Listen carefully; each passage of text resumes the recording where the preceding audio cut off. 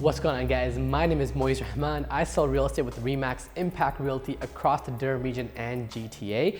Today we're going to talk about the most common home buying mistakes and the most common mortgage related mistakes. And to begin, we have with us Omer. Omer from 6 Mortgage Group. Omer, take it over, buddy. Buying a car. Do not apply for any credit while you are processing your mortgage application. Even if the bank has approved your mortgage application, your financial situation should not change between the time that you're approved and the time that you close your house. Any new debt that you take on during this time will impact you, and it will impact your mortgage approval. The last thing you want is the bank to have approved your mortgage and then that approval is taken away from you because your debt load has changed and your monthly obligations have gone up. Make sure you don't make that mistake.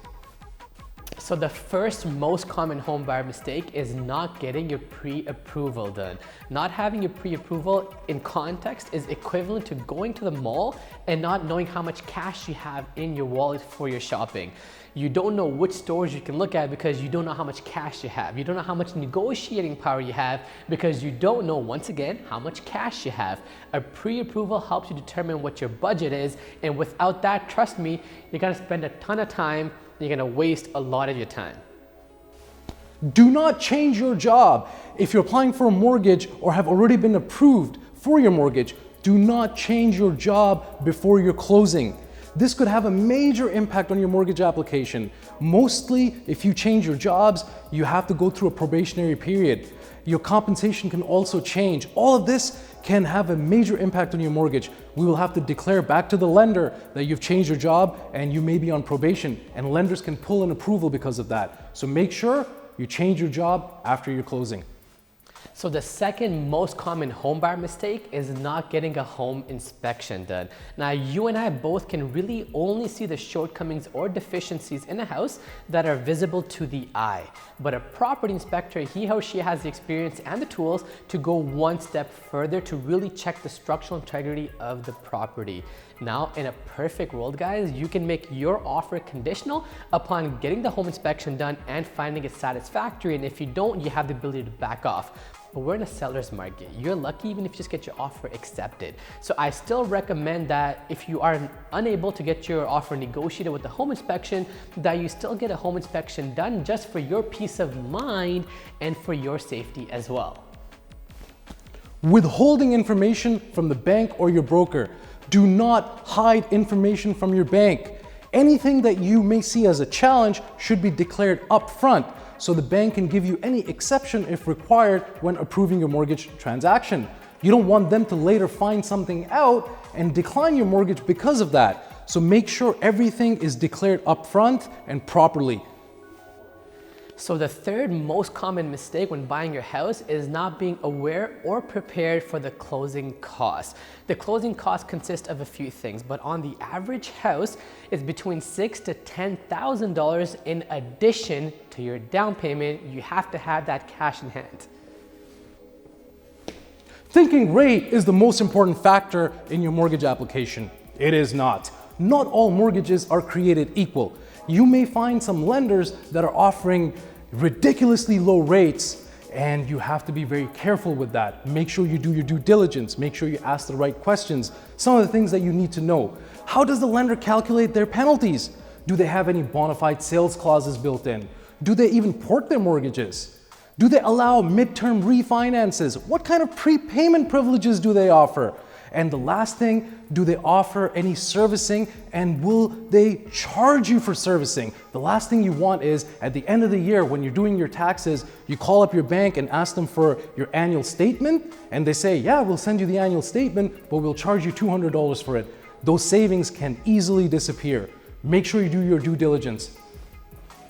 So the fourth most common home buyer mistake is focusing on style over structure. A detached all-brick bungalow that does not look good from the inside, it's not presented well, might actually hold more structural and real estate value compared to an all-vinyl bungalow, which is upgraded and staged in the interior. You have to try your best to look past the staging and the mess. Some houses will have older and darker paint, older finishes, but all those things are personal to the existing homeowner. You have to look past it and envision how much better the property will look once it adds your taste of upgrades.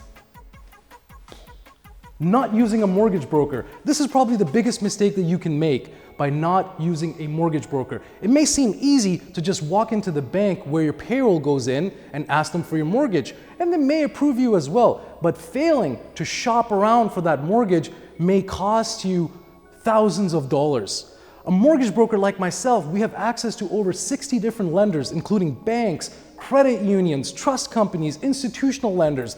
We can shop around your mortgage. We can get you the best rate. We can get you the best terms. We can make sure that this is the right product that fits your needs. So make sure you use a mortgage broker and shop around for your approval. So the fifth most common home buying mistake is not hiring a real estate professional to represent you in the purchase of your home. With all the information accessible to you online, many people feel that a professional realtor cannot add any further value. I assure you, a full-time real estate professional not only has access to more information online about the market, but they have a ton of knowledge which was accumulated through their experience of putting deals together day in and day out. During the purchase of your home, there'll be numerous occasions where the correct strategy, the correct objection handler, the correct communication tone, the right choice of words, and the correct legal understanding of the contract will be crucial. And if not done correctly, it will jeopardize your deal. So across the GTA, Durham Region, actually even in Canada, hiring a real estate professional is absolutely free to you guys. And because of that, I highly recommend you take advantage of it. So there you have it, folks, the top 5 most common mistakes that are made in the real estate and the mortgage process when you purchase your first home. A big shout out to Umair for actually taking the time to come on this video with us. His knowledge is just awesome. If you have any questions that you would like for me to ask Umair, please do not hesitate in reaching out. You also have access to my email, so any real estate related questions are welcome. Please subscribe to the channel, hit the bell icon to make sure you don't miss any further videos. I'll catch you guys next time.